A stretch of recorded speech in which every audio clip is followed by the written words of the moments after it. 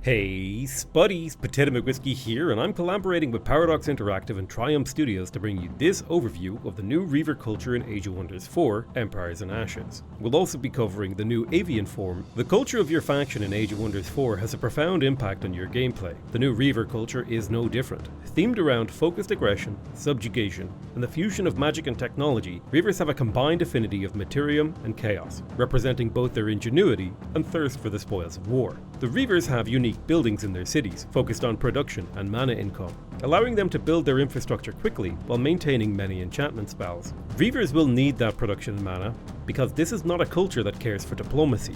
In fact, they have no starting Whispering Stones, instead preferring to do diplomacy by the sword using their unique war spoils mechanic. Normally factions suffer penalties to their Imperium income if they declare unjust wars. Reavers do not suffer this penalty, so feel free to declare war whenever you like, which you'll want to do a lot to start gathering the spoils of war. War spoils are a unique resource earned by the Reavers for carrying out acts of aggression. Killing units and heroes will grant war spoils based on the tier of the unit or level of the hero that you defeat. Conquering or razing cities will also grant war spoils based on the population of the city you conquer. War spoils can also be used to intimidate free cities, forcibly vassalizing them or extorting them for resources. You can declare supremacy over other players, which is like a declaration of friendship with a little bit more teeth, or in this case, beak. Similarly, war spoils can be traded to other factions for resources, just like any other currency. Personally, I think the most interesting way you can use war spoils is to expand your army, whether that's using them to recruit units you have subdued in battle with overseers, or recruiting the devastating tier 3 Mage-Lock cannon unit that can obliterate even the toughest opponents and structures.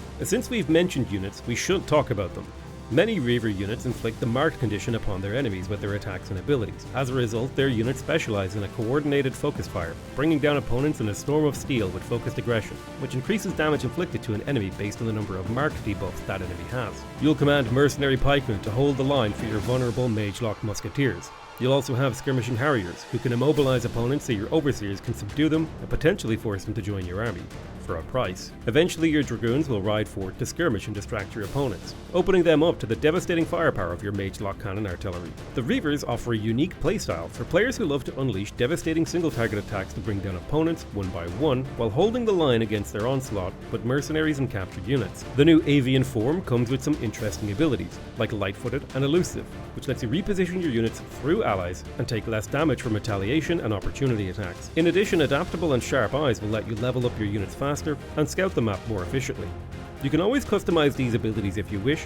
For example, you can make incredibly burly birdmen who love nothing more than to bash heads in. How will you use this form and culture to design your own custom faction? Which features are you most excited to try out? Let us know in the comments down below. That wraps up this overview of the Reaver culture in Avian form. Please do remember to subscribe to the channel for more videos about Empires and Ashes. The next video will cover the upcoming tomes, such as the Tome of Alchemy and the highly anticipated Tome of the Dreadnought. I've been Potato McWhiskey, and you've been a wonderful audience. I love you all very much, and I'll see you next time. Bye bye.